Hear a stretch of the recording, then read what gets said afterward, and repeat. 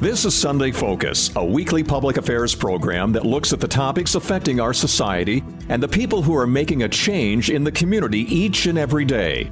The people who have vision for the next generation. Sunday Focus presents new challenges for us, keeping you informed with topics of local and regional interest. Now the host of Sunday Focus, Christine Manica. Welcome back to another edition of Sunday Focus. This is a different episode that we're doing today. We are being joined by Mitchell Olsen. He is a South Dakota influencer, media guru, as I like to call him, and a local celebrity in his own right. And he's joining us to talk to us about the upcoming Anna Nicole Smith, You Don't Know Me documentary, only on Netflix.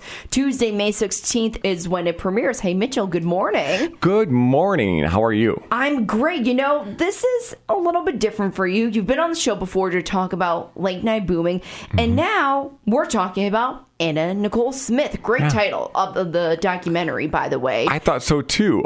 So yeah, it's called Anna Nicole Smith, and then there's like a colon, then You Don't Know Me, right? Yeah. Right. And I thought that was a great way to describe her, considering there are so many things that people, I think, don't know about her. She was misunderstood, I would say. So this is a great way to kind of explore who she really was. Yeah. Now, before we get into the meat of this production that you were a part of, let's get to know you a little bit. For anyone who's not familiar, you were part of the second season of Survivor, and that's kind of how your stardom got started. So can you tell us about your time on the show? Yes. So season 2 was, it's been back already 20 some years ago. Wow, you can remember that far. I know, it's been a while. So I was, grew up in Vermillion, South Dakota. So love the South Dakota area. And then when I graduated from South Dakota State University, I went to New York to pursue theater and television or anything that deals with, the arts. And while I was out there doing that, there was an audition that came up for, somebody had mentioned this new reality show where they're going to drop like 16 people on an island and see every week they're going to vote somebody else off, and the last person standing wins $1 million. And I thought, what a crazy premise. And I was super intrigued. And this was back when you could actually punch in like www.cbs.com and then go to the website and then learn more about this. Like there, it was back when I don't even think there was I didn't even know about Google probably. So I'm looking up Survivor and I'm learning about this and finding it very intriguing. And I printed off what I needed to fill out and I filled all this paperwork out and I filmed a 2-minute, they only wanted 2 minutes of tell us about you in 2 minutes or less. And so I filmed a VHS tape and sent that in, and literally didn't know what would happen and didn't think I would get called, and I'm so surprised that I did, and it just went on and on. But because they had 300,000 people audition for that season, and they had to whittle that down to 16 people, and that process took months. I mean, it was really quite grueling. I think that was harder than like the show itself. Oh yeah, and I told you before, I don't watch Survivor. I just never got into it. It's all right. So I'm assuming that you were eating bugs, living out in the wilderness, not really having a bathroom. I mean, when I think of a show like this, I think, gosh, do I even want to be on this show? So was this kind of your way of thinking, this is my way to get into the business and to kind of start my career that way? It in some ways, it could go that way. I mean, in fact, somebody that was on my season of Survivor was Elizabeth Hasselbeck, which a lot of people know her from being on The View. She was on Fox and Friends for many years. So she, this kind of took off and spiraled into a really big career for her. And it has for other people. So, but I don't think that was really my goal. My whole thing was musical theater, and I knew that this didn't showcase anything to do with what I did. No, it didn't. So I kind of, for me at least, my entire life and premise has kind of been just to do everything and anything that seems hilariously fun. I mean, I'm all about like having as much fun as I possibly can in this life. So I kind of looked at it more like that, as an experience, as something totally different and unique, and let's just see how far this can go, kind of thing. But I certainly, after it aired, wanted to see what opportunities could come up and what I could do with those opportunities. I mean, I even recorded a session in Nashville where I recorded a few songs, and one of them was with like Reba McEntire's backup singer, and I was in their studio, and so I had some really cool opportunities to do some things that I do like to do. Like music was my background and what I had a degree in, so it was kind of cool to be able to have some of those opportunities after Survivor. So I did try to, spin that into some kind of a spinoff of something, for a while, and then eventually came back to South Dakota, and where I've pursued lots of great things here too. I just like fell in love with South Dakota and everything that South Dakota has to offer. And so, I mean, I couldn't imagine living outside of the state at this point. I just really like it here. Yeah. Now, you appeared on multiple TV shows after Survivor. So what were those opportunities? Hollywood Squares? One of them? Yeah. Hollywood Squares was great. That's one where you could I actually got to be a square, I got to sit in there, like, I think, Whoopi Goldberg was the middle square, and they filmed like 5 episodes in one Sunday afternoon. So in between the episodes, we would go have lunch and stuff with the other people on the show. So that's kind of cool. Yeah. It was fun. Also, when I was in high school, I was on The Price is Right, when I was in college, I was on The Price is Right. And then when I moved to New York City, I was cast on the Wheel of Fortune. So little did I know that there was a game show rule where you can only be on 2 game shows in a 10-year period. You can't be on more than 2 in a 10-year period. It's a federal law. So I didn't know this, and didn't get a phone call about being on Survivor for a long time, and I kept thinking, what's going on here? And finally, they never called. They had released me from the show, so I was like, I thought for sure the audition went well. And then season 2 came along, and I thought, well, there's no way that I'm going to get on season 2 if they didn't call me for season 1. So I didn't even audition for season 2, and that's the one I ended up being on. But a funny story, I was doing a musical in Utah at the time, and one of the producers of Survivor was at a wedding and sitting at the table where I was working for a woman in New York City for a temp agency, and this producer from Survivor was sitting with her at a table and telling her how she cast for Survivor, and this woman was saying, a guy I worked with auditioned for that, and he got really far, and his name is Mitchell, really tall guy, and she was like, we are looking for him. Do you know how to get in touch with him? Oh my gosh. And so she gave them my number, and they contacted me while I was doing this musical out in Utah. And 2 people had my number, my parents and my roommate. So I'm like, there's no way that. And the producers called and said, we've been looking for you. We want you to be on season 2. We couldn't put you on season 1 because there's a game show rule where we can't have more than 2. You can't be on more than 2 game shows in a 10-year period. And Survivor was considered a game show at that time because we give away $1 million. But now Survivor is being categorized as a reality show. And so that no longer applies to you. And so we can put you on season 2. And so I'm like, okay, let's do this. Yeah, if you are just listening, Mitchell Olsen, he is joining us in the studio right now. He's a South Dakota media guru, and he has a connection to Anna Nicole Smith, which is why we're bringing him on to talk about that upcoming Netflix documentary. Before we get into that, you were part of one of my favorite shows, Deal or No Deal, as the casting director, and you've had so many other memorable moments and experiences. And it's important to know, and you said it too, you're still a South Dakota kid. You came back to your home roots. Yes, yeah, I love it here. Yeah, you can't imagine living anywhere else. Right. But yeah, Deal or No Deal is such a great show. I love that you love it. Oh my gosh, I'm telling you, Mitchell, if you were still part of the show, I would say, can you get me on it or my mom? We love Deal or No Deal. That is great. I mean, it's such a simple premise. It is.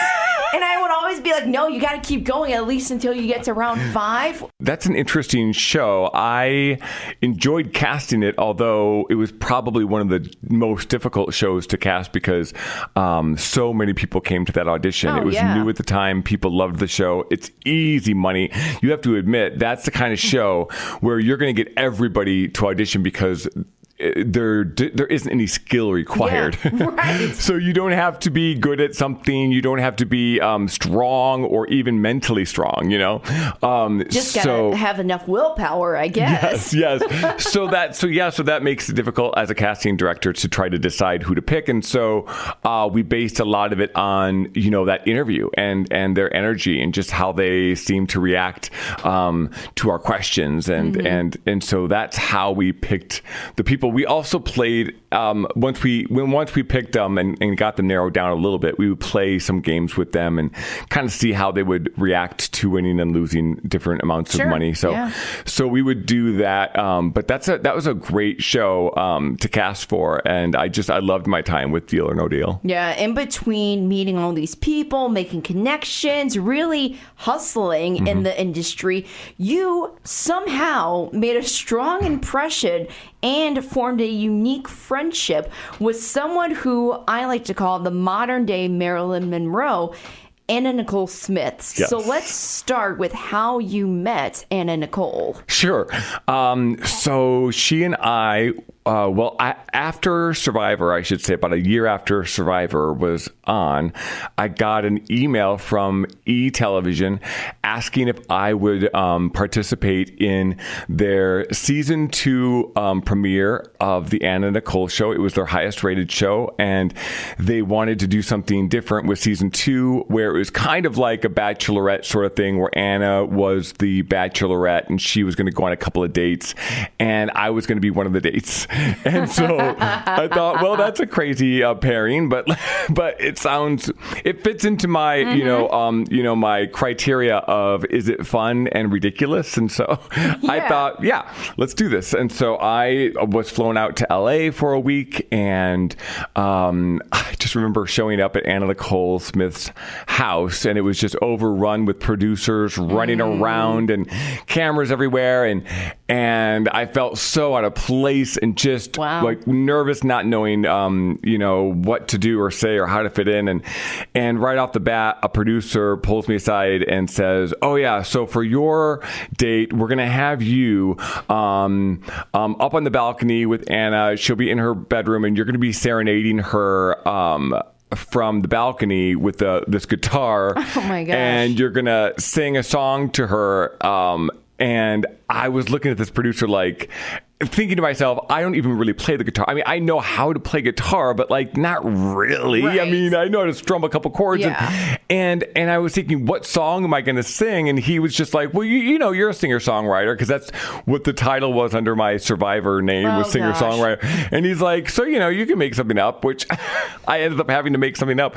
But I thought I should make something up that's public domain, you know, because the producers will say we want to be able to play the song.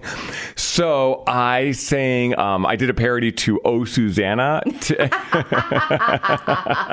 and made it Oh My Anna. Oh, I like that. Yeah. So I sang that with the guitar, and it was silly, of course, but funny. And I guess she liked it. But anyway, then we kind of hung out at the house and got to know each other and that evening, and so that's when we kind of became friends, was that night at the house, hanging out with her. And then after that, we would message each other. Or remember IM, how you would instant message on the computer. We would instant message all the time, back and forth. Late at night, I would look on my computer and she was almost always online. You know how it would show their little thing is blue. The emoji, yeah. And so I would message her and ask if she was up, and she would write back, and we would just, talk about all kinds of things. She, of course, as you know, was going through weight issues at the time. She was just getting signed up with something called Trim Spa, and that was a diet, pill that was really successful for her. Anyway, so weight loss was a big issue at the time. She was also going through, the fact that she wanted this child, and not necessarily wanting another partner attached to this child. She kind of wanted a child free and clear of all the strings that come with a child. Yeah. and so that was kind of the plan at the time. Was we talked about that sort of thing as well. And so anyway, but that so the friendship really grew from that initial meeting in Los Angeles, and she would come to New York, and I would hang out with her, and occasionally I would go to LA and stay there for a couple of days or even a week. And we met in Nebraska for a benefit, for a kids benefit. So there's we hung out a lot during those last 7 years of her life. How would you describe your friendship with Anna Nicole? what kind of drew you to one another? I think it's pretty obvious, just the sensibilities about, like, she's just, just that kooky, kind of whimsical, fly by the seat of her pants kind of spirit, and I can see a lot of that in myself. So I think that was one thing for sure. I mean, deep down, she's this really sweet Texan girl at heart, and I think really a people pleaser at heart as well, and just we just had a lot of similarities between us, and I think that was part of it too. Yeah. What is your favorite memory with Anna Nicole? Maybe did she ever want to come visit South Dakota? We did talk about that, and I remember one particular time she was going to come out around Halloween, and we thought that it'd be fun to go door to door together, doing trick or treat, doing in costume. And she had mentioned that I would make a great matchstick head, where I could dye my head red, and I'd be a matchstick because I'm so tall and slender. Gosh. And so I always thought that was a clever. Would she be the lighter then? Maybe. Is that what she was thinking? Yeah, she'd be the fire. Oh, there you go. There you go. If you are listening, Mitchell Olsen, he is joining us right now. He is talking to us about his relationship with Anna Nicole Smith, because there is a new documentary on Netflix premiering on Tuesday, May 16th. Anna Nicole Smith, You Don't Know Me, and Mitchell, he is part of that. Now, this could be hard to talk about, Anna Nicole's death. Now, obviously, there's a lot of layers that are involved with this subject. How did you react to the news?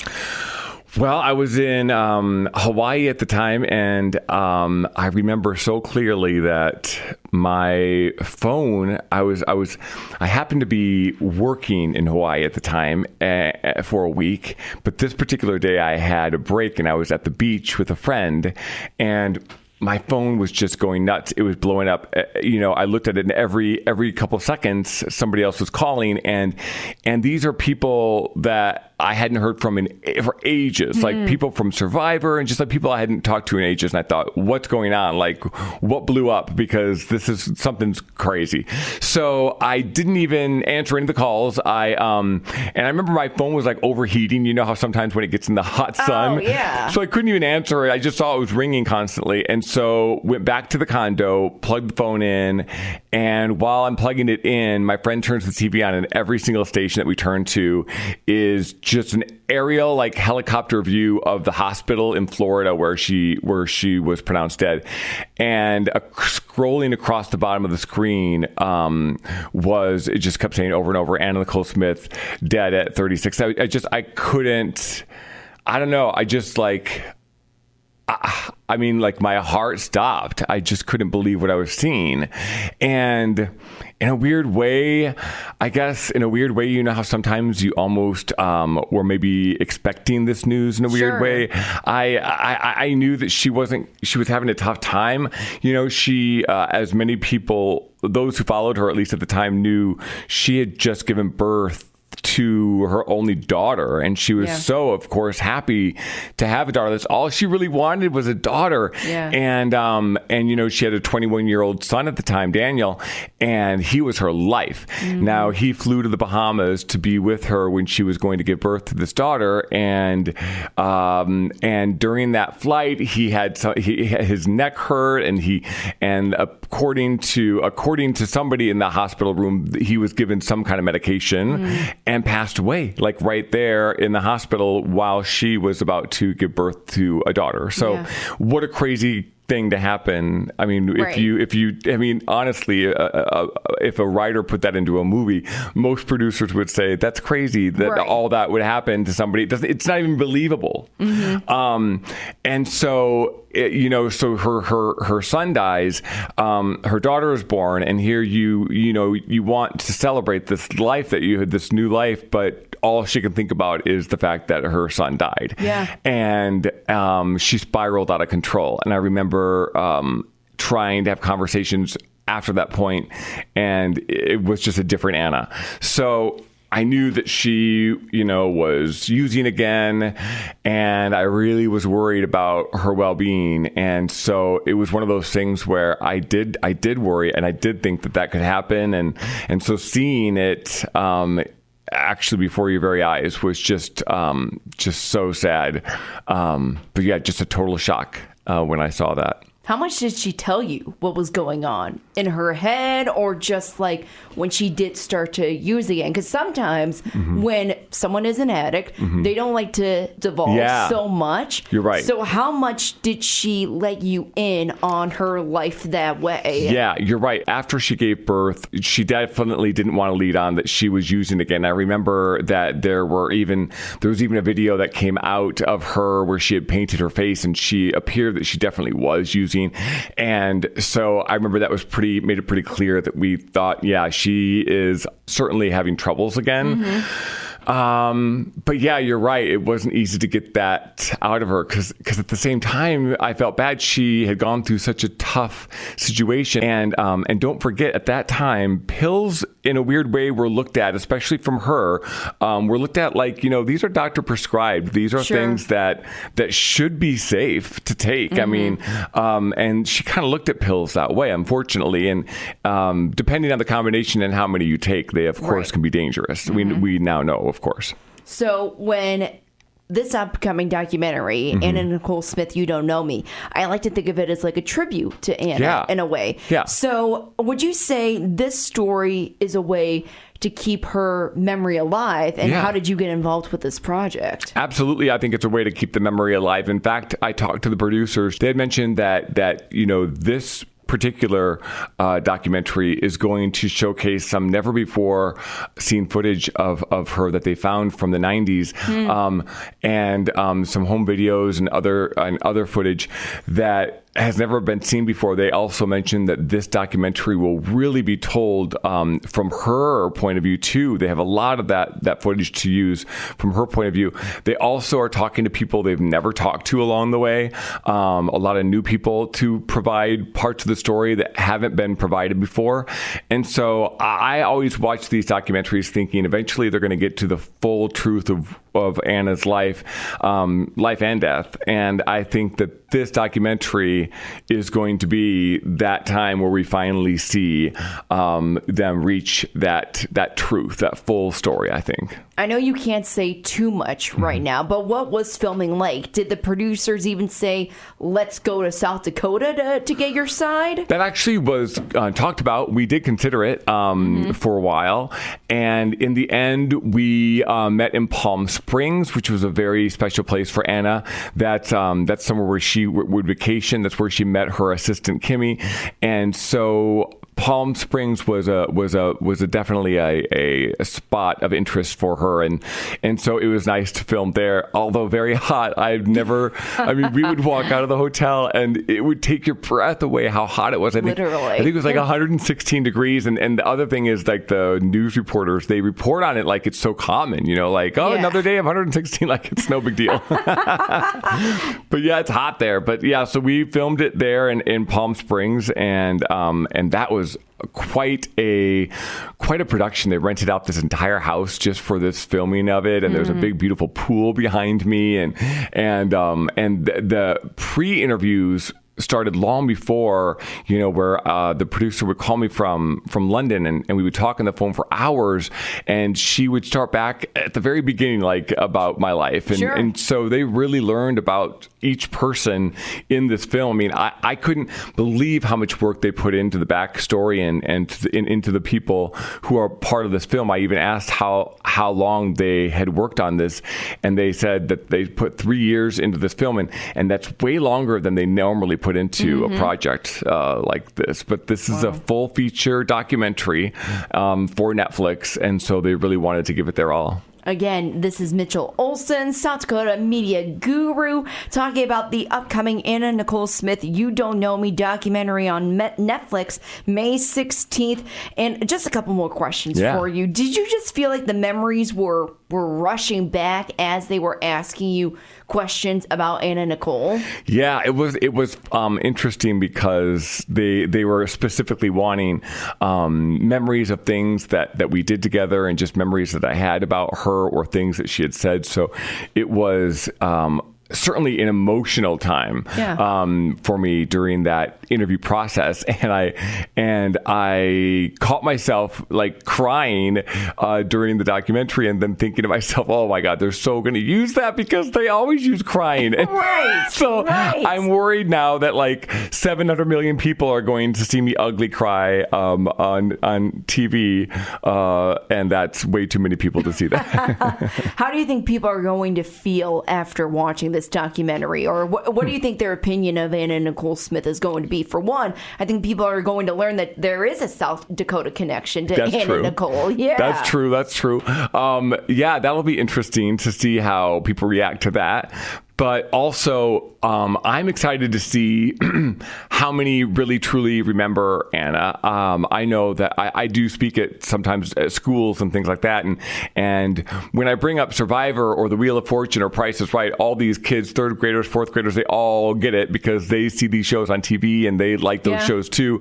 But when I mention Anna Nicole Smith, or if that ever comes up, they're just blank because it's not something that registers with them. So I did start to wonder if this was a topic that people had forgotten about, but so I'm kind of excited to see that after I posted it, I'm having even strangers come up to me and say, "Oh, we're so excited! We have our TVs set on our calendar. We're so excited to watch." So it's making me see that adults definitely remember Anna Nicole. I do know that during that time, and a lot of people forget this, but when she died, America didn't know who the real father was at that time.